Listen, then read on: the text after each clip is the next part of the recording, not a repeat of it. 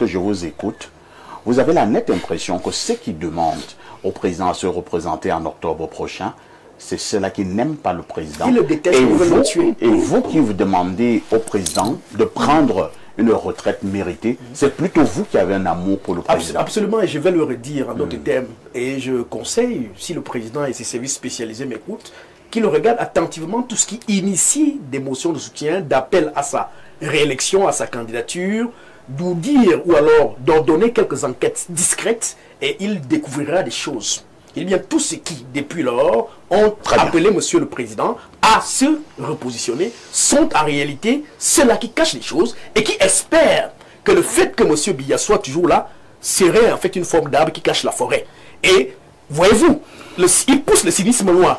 Ils imaginent déjà qu'au cas où Monsieur Biya n'est plus là, qu'il se prononce aujourd'hui pour leur laisser un petit lionceau qui pourrait aller dans le sens de protéger toujours leurs intérêts. Mais nous nous disons, et je sors par là, qu'en réalité, ils ne l'aiment pas.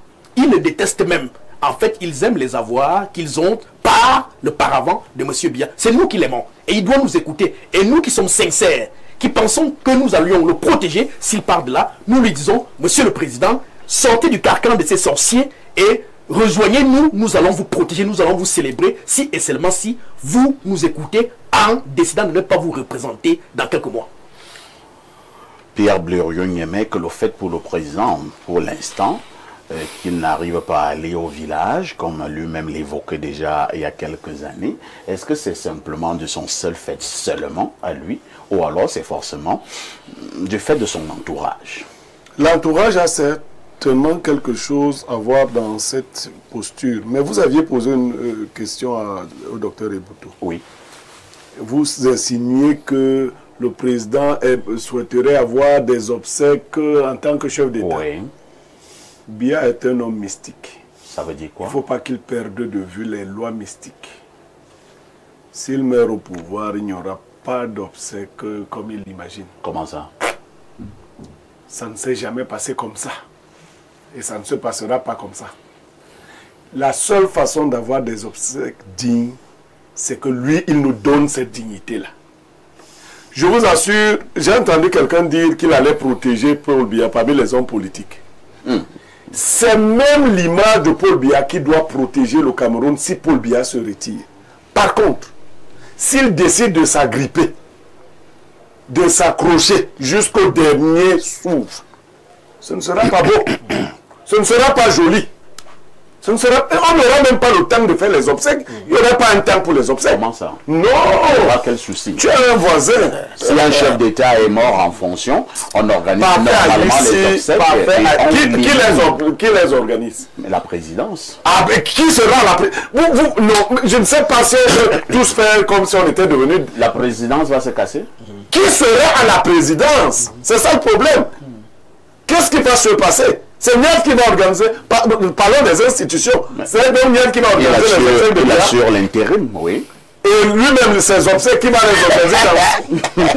Vraiment, c'est un tohu-bohu indescriptible. Le cas du Cameroun que nous sommes en train de dessiner là n'est pas beau, hein? Merci. C'est une danse dangereuse. Professeur Owenengini, lorsqu'on écoute Blériot, c'est comme si il voit cet avenir légèrement sombre avec les cas de figure que nous prenons sur le plateau. Il est libre de penser ce qu'il veut. Je note simplement qu'il y a des incohérences, mais nous n'avons pas le temps d'y insister. Moi, je dirais deux choses à la fin. Première chose, ne dure pas au pouvoir qui veut. Mais qui peut. Mais qui peut. Deuxième chose. Durer pour durer.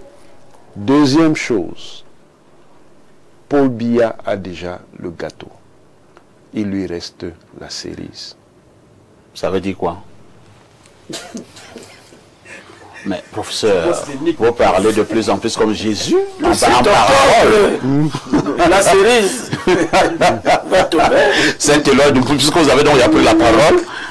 Au Cameroun, on va finir par donner l'impression aux gens que le fait de répéter les mêmes choses, le fait de redire les mêmes choses tout le temps, chaque jour, C'est comme si on n'avait rien à dire. Ou alors c'est comme si on n'avait pas vraiment d'objectif. C'est comme si on n'avait pas de vision longue. C'est comme si on n'avait pas de discours vraiment réfléchi. Mais c'est le contraire.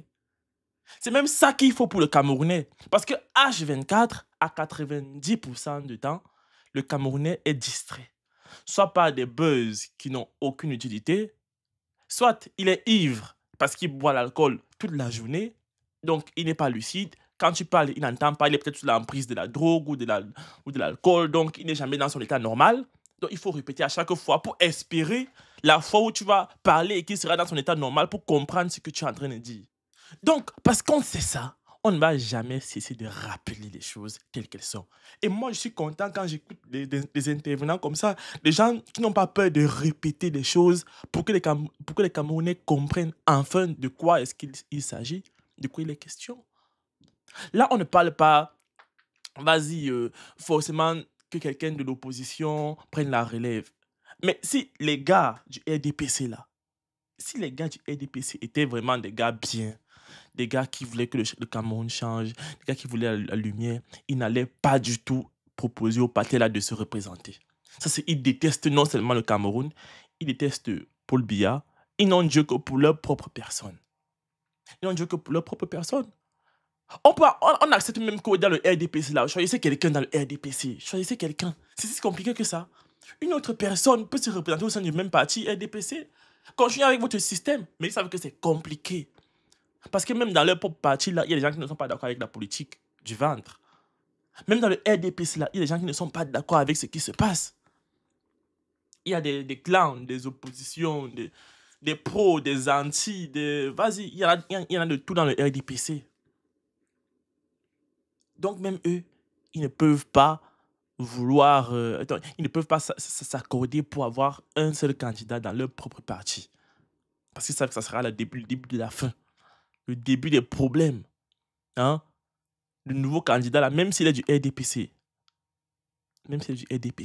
il sera quand même vigoureux, il aura quand même une certaine rigueur, un certain regard, il sera attentif, il va quand même cogner le poing sur la table, il sera présent, il aura une certaine prestance, un certain charisme, il va fouiller, il va parler, il aura l'énergie pour chercher, pour comprendre, pour que les choses se passent quand même bien.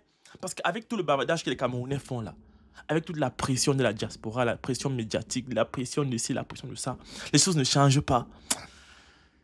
Ça veut dire que le message tombe dans l'oreille d'un sourd.